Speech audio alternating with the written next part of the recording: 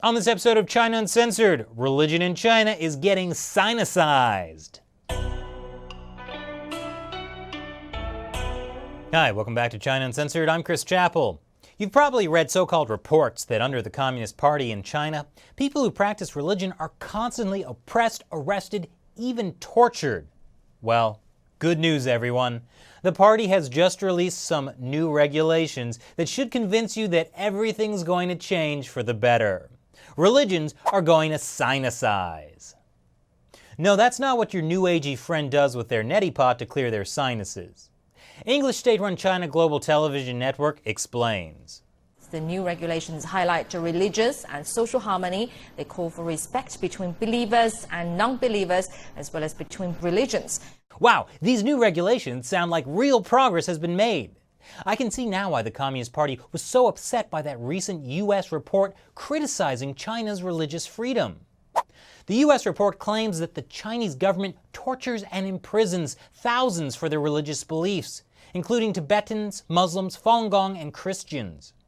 But that report covered China in 2016.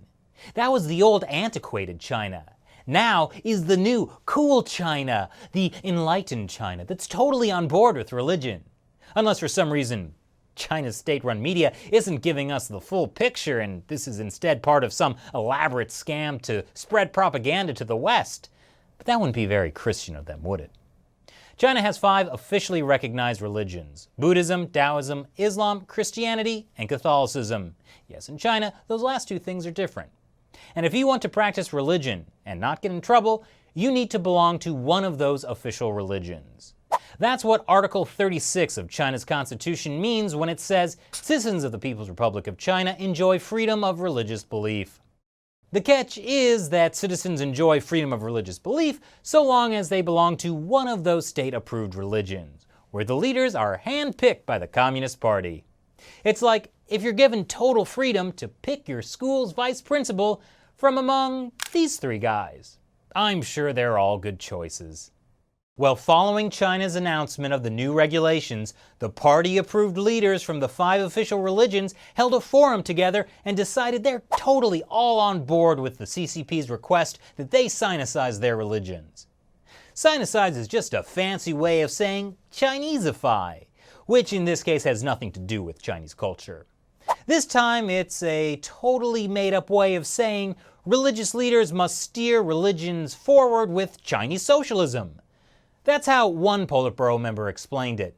He also said, whatever your belief is, you must first abide by law. So to be clear, the hierarchy is the Communist Party, then socialism, or whatever current system the Communist Party decides to promote, then Chinese law, not the freedom of religion law, the other laws, and then God. So in China, the thou shalt have no other gods before me thing is more of a suggestion.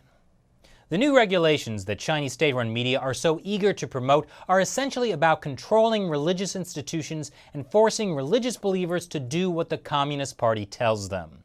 The party also has a specific concern they're hoping to address with this: Islamic extremism. Mu Kefa, deputy chairman of the China Islamic Association, said, "The goal of sinicizing the religion actually is to guard against de-sinicization in Islam, a trend of misleading use of the halal concept." Yeah, halal guys, you aren't doing enough to sinicize. Where's my General Tso's chicken gyro? But seriously, it's like these party-approved religious leaders are just regurgitating mindless party slogans.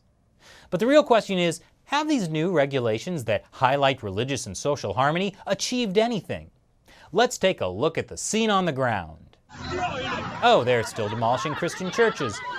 Yeah, it turns out there's a bit more to the new regulations than what English language state-run media told us. The new regulations massively restrict religious freedom.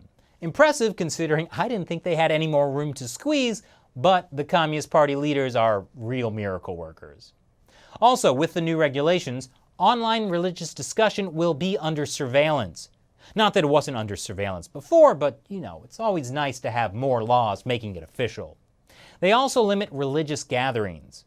There's a bunch of new restrictions on building places of worship and financing religious groups. Foreign donations are outright banned, and local donations of over 100,000 yuan need to be reported to authorities. The Chinese regime also gets new powers over setting up religious colleges. Now, all this is related to the official state-run churches and temples. But let's say that you weren't interested in having any one of these guys for your vice principal. You're looking at more of a Mr. Belding kind of guy. Which is to say, you're one of the millions of Chinese citizens who worship in non-state approved churches. Well, time out, because for you, things get even worse. The regulations increase existing restrictions on unregistered religious groups to include explicit bans on teaching about religion or going abroad to take part in training or meetings. But what's really amazing is that so many people in China are religious, despite all the harsh regulations and a legacy of communism that banned all religion under Chairman Mao. Over the last 40 years, religious belief has been on a sharp rise in China. According to one study, 85% of the Chinese either hold some religious beliefs or practice some kind of religion. And by 2030, China might have more Christians than any other country on earth. But the Communist Party is worried.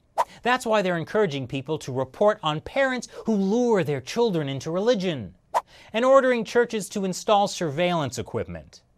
The fundamental problem with religions is that they provide an ideological alternative to the wonderful world of Marxist-Leninist Maoist thought. So the Communist Party views religions as a challenge to their rule, which shows you just how much confidence they have in their own wonderful system. So Chinese authorities continually try to clamp down on religions, making sure they can never be more powerful than the party.